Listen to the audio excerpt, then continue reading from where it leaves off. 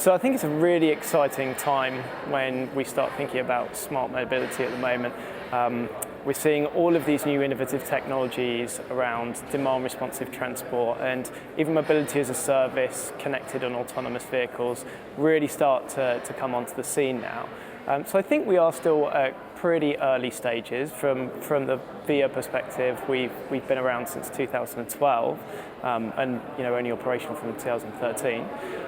So we are at fairly early stages. I think what the future is going to look like from the ViaVan perspective is we really want to be enabling shared mobility and providing the best-in-class and most efficient ride-sharing services when it comes to the demand-responsive industry and across the board as well.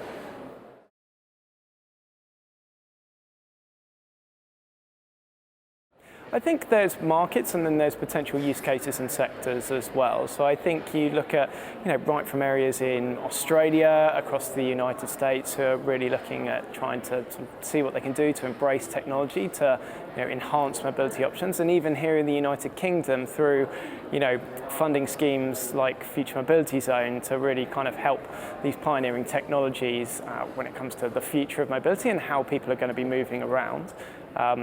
There's a few different sectors like that are really trying to embrace it, I find. When you look at particular, use cases as well, where demand response and shared mobility can really help. There's first and last mile use cases which are being trialled across the United Kingdom already today. We're trialling, for example, the TfL's demand responsive bus in the Sutton area with Go Ahead. And there's other cases as well, so helping transform and upgrade community transport, the old dial-a-ride services, right through to even the idea of how can we look to transform home-to-school transport as well. There's lots of opportunities, different geographies, different use cases, absolutely.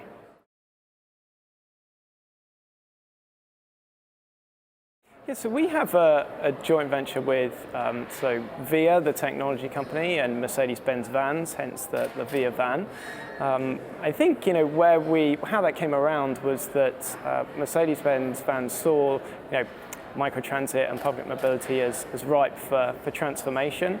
They offer best-in-class vehicle technologies and vehicles for ride-sharing services such as the Vito and the Sprinter as an example there.